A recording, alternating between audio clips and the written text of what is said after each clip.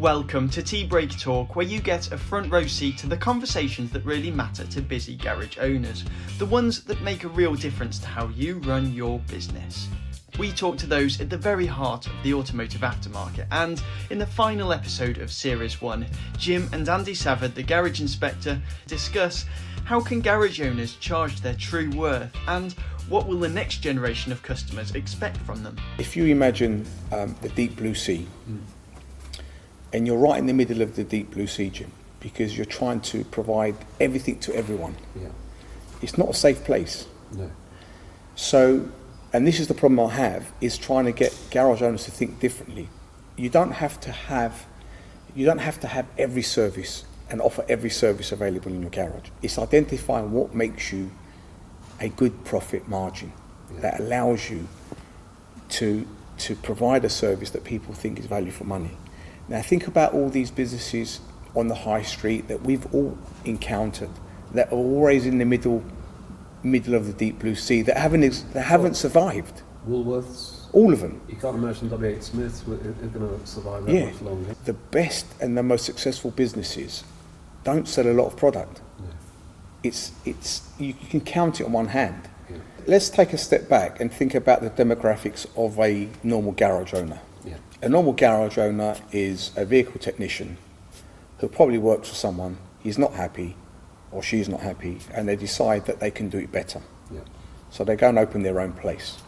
So what happens is that they've got no business acumen based around profit, margin, markup, measurement, key performance indicators, any of that. They found themselves a premises, they had 2 or 3 ramps in there, they've employed a couple of people. What happens is that they've become an employee of their own business. Yes. So it just escalates. All of a sudden we've got another garage that has the same problem as the one that they've just left. Yeah. And it's 10 hours of madness of going in, walking in first thing in the morning and leaving thinking, what have I accomplished? Yeah. Because I don't understand the metrics. So unless you start thinking about your business in terms of measuring what makes you money. And this is one of the fundamental things that I try and get through to people, is that you don't have to offer everything to everyone. Because that puts you into what I call the middle ground of business. You wouldn't go into a restaurant and ask for a cheap menu, would you? No. But you go into a garage and you're always arguing about the price and you're always trying to get them down, isn't it? But it's funny how in our normal other lives, apart from garage repairs, car repairs, people think so differently. And I don't know why it's been like this historically. Like for 50, 60 years, people think they can go into a garage and they can bargain. I can't go anywhere. I can go into an Apple store and buy 100 phones, I won't get a penny off. I wouldn't even dare thinking of asking. Yet in a garage, we allow these people to come in and actually tell us what we should be charging. Can you imagine that?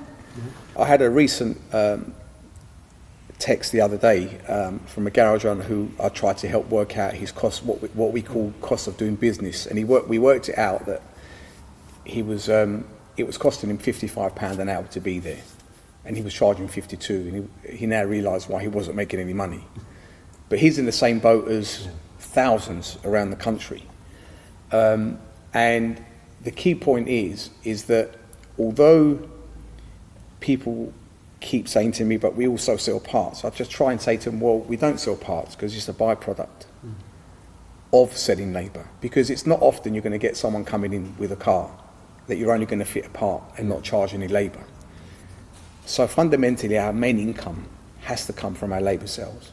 And we have a duty, I think, and a right to earn a reasonable margin on our parts. Absolutely. The problem you've got with parts at the moment is become a minefield because the internet has created customers being able to buy and purchase parts online, which we can't get away from. You know, no. We all buy things online, and it puts added pressures onto the garages in terms of pricing and using a margin that's reasonable to make a profit on parts, especially when some parts manufacturers now and factors are selling some of this gear that we buy at the same price to the public, and sometimes even cheaper because it's a weekend special. And then the garage owners, bless them, look like they're cheating people or robbing them because you have this conversation, oh, but I can get that clutch kit from, can you do it for me? But if you were a garage owner, I mean, would you suggest it's ever a good idea to actually be fitting a part that you hadn't purchased yourself for the vehicle? I despise it.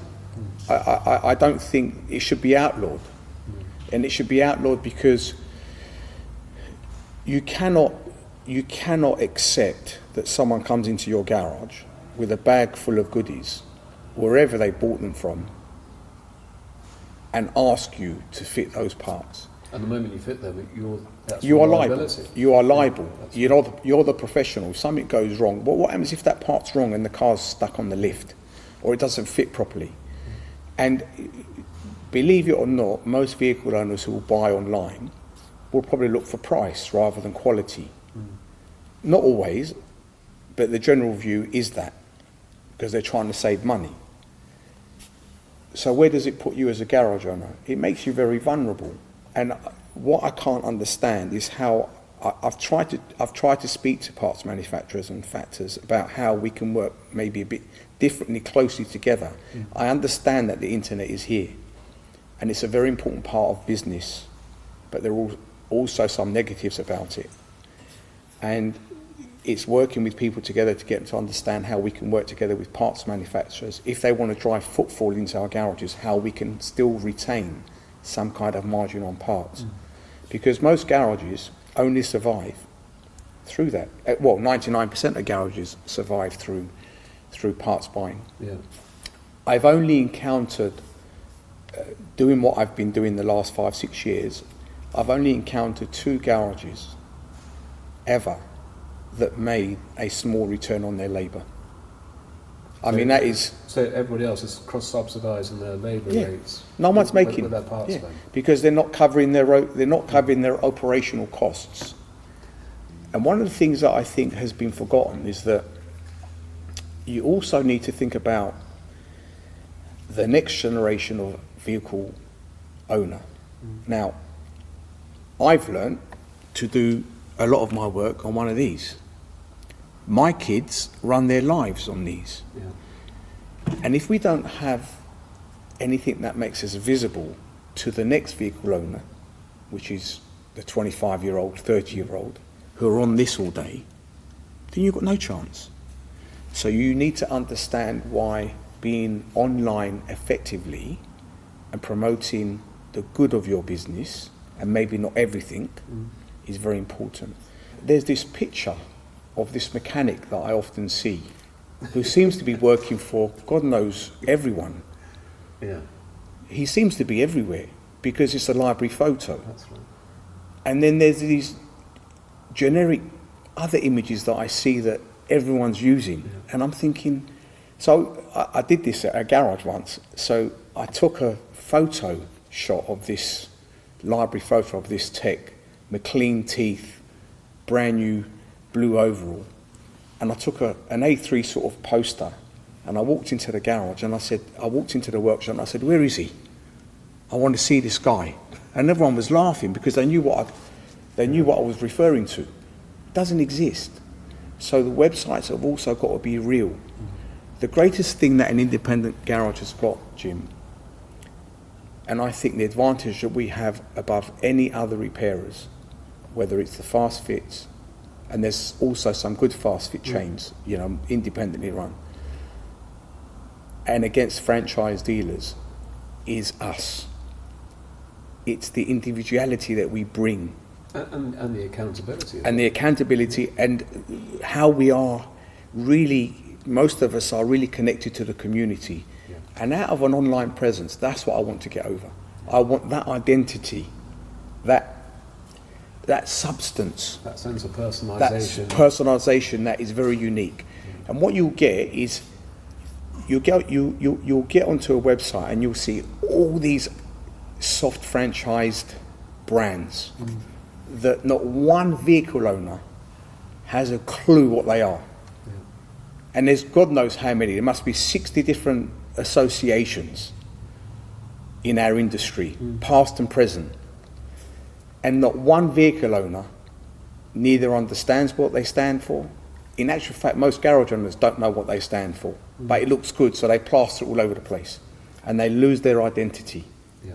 We don't have enough, I use the word skilled personnel, to cater for the work that we have. No. And that's also front of house and also workshop techs, yeah? And that's been a problem for years. It's not just now. All COVID has done is accelerated the problem that we knew and brought it to the forefront. We haven't done anything. And I'm one of those culprits that over the last 50, 60 years, what have we done in the motor trade to attract youth, to attract the next generation technician or front of house? We haven't done nothing. But I suppose the ones that are left, there's a bit of a bidding war for them. And that's why it's so important that a garage is profitable, just so they can attract. Well, that's the reason. You're right, but that's not happening. No. So everyone's after the same technician around 30 grand a year, or whatever it is, 32. And the only difference of one person leaving to go to another garage is possibly an extra Saturday off or £500 more. That ain't good enough anymore. And the other thing is, what's your proposition as a garage owner? Why would I come and work for you? What's the proposition? What's the vision? What's my plan for the business? There's none of that. So if I want to convince someone to come over and leave a particular workshop and come to work for me, I need to have a viable, healthy looking proposition. Because if someone's been working for someone else for 7, 8 years, why are they going to come to you? Why are they going to take the risk? So it's not just about salary, although of course that's a huge part of everyone's ambition, but I think there's other things that we have to consider, well-being, training, development, feeling part of a team, facilities, and all these things are really, really important, Jim. And I think we've missed it and I'm talking about collectively as a trade. This is not just independents. This is fast fit and franchise dealers. You go to any franchise dealer the last day of the month, and it's an absolute madhouse. Why is it a madhouse? Because end of month targets. It's mad. They're trying to close every job. They're trying to sell the last car. They're trying to do this. They're trying to do that. How much stress and pressure do you think that adds to the individuals that are working there? Because someone sits in an office upstairs looking at a spreadsheet, looking at targets all day long. Why haven't you sold? Why haven't you sold? Why haven't you sold? It's crazy. How? And that's why people leave our industry. We've created the stress. We've created the problems that we have now. And yet we're looking at elsewhere and other people to help us get out of trouble. It's nuts. It is. It's that 80% of the technician's time is not even controlled by them. I know, I remember you telling me that. It's the most draconian way to incentivize anyone in the motor industry. I'll give you 28, but you can earn 40. Really? And that's a wrap for the first series of Tea Break Talk. Look out for series 2, where Jim will be talking to more automotive aftermarket experts, all hoping to help you run even better garage businesses. If there are any specific topics you'd like Jim to cover, please get in touch with one of the team at Garage Services Online. Don't miss any episodes of Tea Break Talk. Subscribe to Garage Services Online's YouTube channel now, or listen on Spotify, Amazon Music and Apple Podcasts.